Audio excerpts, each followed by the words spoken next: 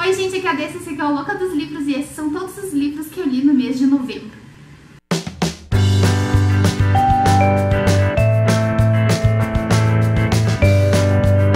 Vou dizer que esse mês quase que foi flop total, mas no último segundo do segundo tempo eu consegui.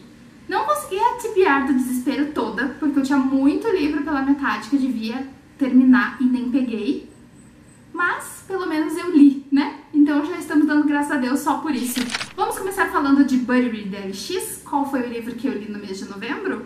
Em novembro era Asiáticos Podres de Rico, mas antes de eu falar o que eu achei desse, vamos pensar em quais os livros que vão ser lidos em dezembro e já temos janeiro e fevereiro também.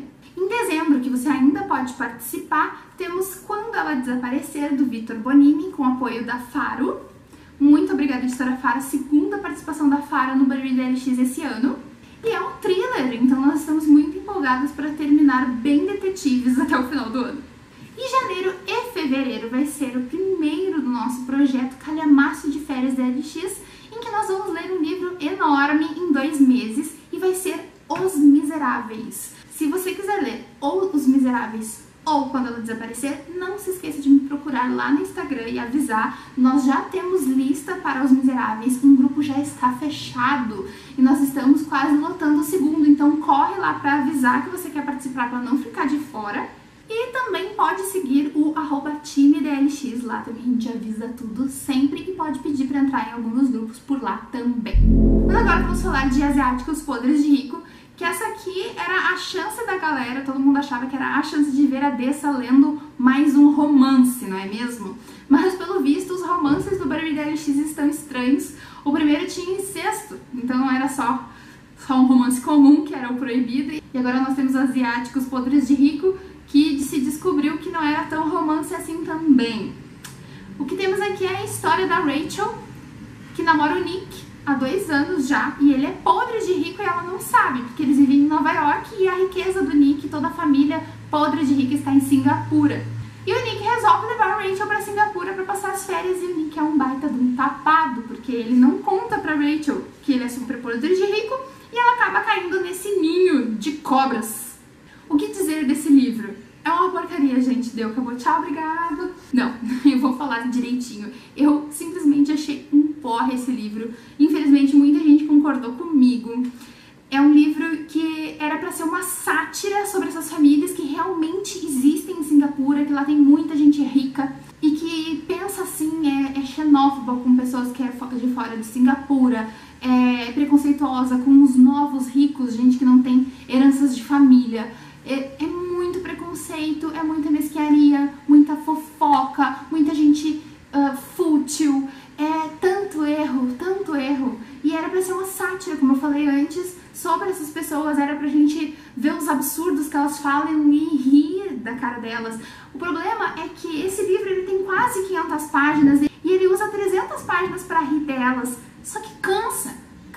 Uma coisa é eu rir de uma senhora que está, sei lá, dando bola para um par de brincos que não fazem diferença nenhuma na minha vida. Outra coisa é eu ficar 10 páginas lendo o nome das marcas, das grifes, dos tipos de brinco, de todos os detalhes que eu tô cagando e andando para saber, que eu não vou gravar na minha mente e que na metade do livro eu já não estava lendo, eu estava passando o olho porque eu sabia que aquele parágrafo inteiro era só nomes de grife e eu não tinha um saco para isso. O romance do Nick e da Rachel ficou super escanteio no meio dessa fofocaiada e dessas marcas e nomes e dinheiros que eu já tinha entendido o quanto eles eram podres de ricos no início, sabe? Na primeira meta. Não precisava de todas as outras metas pra isso. A Rachel é tão tapada quanto o Nick, os personagens deles, todos os personagens do livro são ruins, sabe? Os ricos são muito chatos, o Nick é uma besta quadrada, tapado, lento pra cacete. A Rachel é muito passiva e quando ela realmente resolve fazer alguma coisa parece pouco demais e tarde demais. E a única personagem mais legal e mais real é a Astrid. Ela é podre de rica e ela usa o dinheiro e muitas vezes ela é fútil, mas ela também é verdadeira e passa por um drama real. e poderia ter salvado o livro se não tivesse todos os outros personagens. Inclusive, pretendo ver o filme porque dizem que é melhor, deve passar mais rápido também, ser mais resumido, então eu acho que deve ser divertido. Se eu fosse esse autor, eu teria escrito uma versão desse livro com a visão somente, os capítulos somente da visão da Rachel, do Nick e da Astrid. Todos os outros capítulos pode cortar, que não vai fazer diferença nenhuma. Nenhuma. Ah, fora que ele bota um mistério no início do livro que só vai ser resolvido em um capítulo específico no final, em que a personagem conta, gospe, sabe? Sem emoção e fica parecendo uma fanfic. Enfim, odiei esse livro. 2 estrelas. Eu li também Salem, de Stephen King. Eu achei muito legal. Tem muito livro de Stephen King que eu não gosto muito do início, acho enrolado, não gosto do final. Esse eu não tenho críticas, eu realmente gostei muito do livro.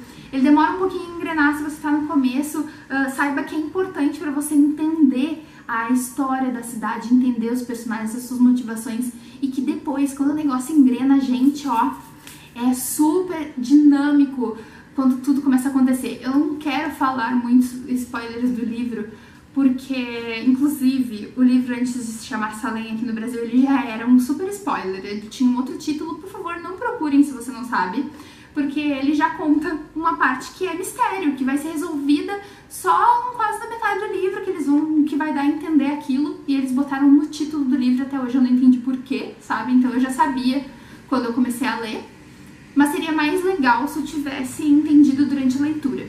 E nós basicamente temos como protagonista o Ben, que ele é um escritor e ele voltou para essa cidadezinha que ele morou quando ele era criança para escrever sobre uma casa que ela parece meio estranha, assim, parece que ela tem um poder meio próprio. E vai acontecer coisas muito estranhas em Jerusalém Slot enquanto o Ben está lá, e vão aparecer outros personagens importantes e uma aventura e coisas sobrenaturais vão acontecer. E é um dos livros de Stephen King que eu mais recomendo, está na minha lista de recomendados, com certeza. Depois eu li também Medicina de Horrores, estava um tempão aqui na minha estante e finalmente eu consegui terminar. Esse é um livro de não ficção sobre o Joseph Lister, que é um homem que revolucionou a medicina do século XIX, principalmente cirurgias, mas em tantos âmbitos, minha gente, que eu mesma não tinha ideia. Na verdade, quando eu pedi esse livro para Intrínseca, eu pedi por causa dessa história sobre as cirurgias. Eu não sabia que era só a biografia dele, eu não tinha reparado que era só a biografia dele.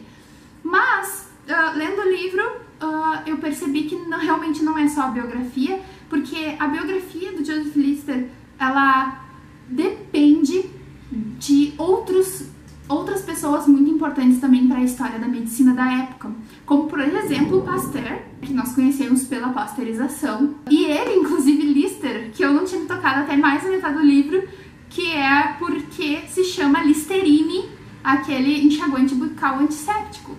Então, o Joseph Lister, ele modifica muito a medicina das cirurgias, tanto pelo uso de anestésicos, quanto pelo uso da higiene para ter uma antisepsia do local da cirurgia. E ele passou por poucas boas, a medicina e muitos médicos não acreditavam nos métodos dele, e ele teve que lutar muito para implementar o que ele achava certo e que era correto mesmo, né, gente? Então é um livro que eu recomendo muito para quem tem interesse por essas coisas de medicina, por interesse por história, ou que nem eu, que leio muito true crime, né, livro criminal. Eu achei interessante de saber essas coisas, e também história da ciência, né? Enfim, é um livro bem simples de ler, bem rápido, bem dinâmico, e traz muitas curiosidades legais para se levar na mesa de bar, como por exemplo, você sabia que no século XIX um cirurgião era considerado maravilhoso quando ele conseguia amputar uma perna em 30 segundos num corte único, por exemplo? Ou que eles nem limpavam as facas que eles usavam entre uma cirurgia e outra, que eram apresentadas em auditórios para o público ver. Enfim, boas conversas de bar depois de ler Medicina dos Horrores. E por último, A Princesinha dos Meus Olhos, de novembro, Dona do Poder, também conhecida como Poderosa, o segundo volume da trilogia que começou com Trevosa, também conhecida como Filha das Trevas. Esse livro está sendo passado por mim, Maria, do Xícara Quente, e Braid de Livro em Livro, como um livro viajante, então por isso ele está totalmente riscado. Deixa eu procurar uma página bem bonita aqui pra mostrar pra vocês. Eu estou maravilhada com a história de Lada, Radu e Mehmed. Pra quem não sabe, essa trilogia fala então da Lada e do Radu, que são irmãos, nascidos na Valáquia, que foram entregues como reféns para os otomanos. Lá eles conhecem então Mehmed, filho do sultão, que vai ser o melhor amigo deles e também fazer parte aí desse triângulo amoroso. E cada um deles vai ter um objetivo muito forte de vida. Inclusive, Mehmed é baseado então no cara que vai fazer o cerco a Constantinopla. Esse livro se passa em 1400 e vai pedrinhas. E a Lada é baseada no Vlad Tepes, que foi o empalador. Então, é um livro muito cheio de história real, baseado em história real, para escrever uma ficção muito bem pesquisada e que eu super estou amando, sendo que eu nunca fui muito fã de história. E, na verdade, eu tô conseguindo saber mais de história graças a esses livros, porque eu não sabia nada sobre isso, sobre a queda de Constantinopla, eu não sabia nada sobre a Valáquia, Transilvânia, nada, sabe? E eu estou aprendendo muito, e então eu imagino que pra quem gosta de história, isso aqui é um prato cheio. A escrita da Kirsten também, ó, é maravilhosa. Todos os personagens têm defeitos e qualidades e você fica muito vidrada na história, e é um livro de 500 páginas que passa voando. Então é isso, gente, espero que vocês tenham gostado das minhas leituras. Me contem nos comentários o que vocês leram. O unboxing da Black Friday vai ocorrer em breve, então vocês ativem o sininho pra ficar ligado de quando sair esse vídeo, ou me sigam lá no Instagram que eu vou avisar. E é isso então, pessoal, eu espero vocês sem falta no próximo vídeo. Beijo, tchau! Isso sobre a Caída não, que são irmãs da Lada e do Radu, que eram irmãos, não são, né? Todos o romance do Rachel, e agora não temos a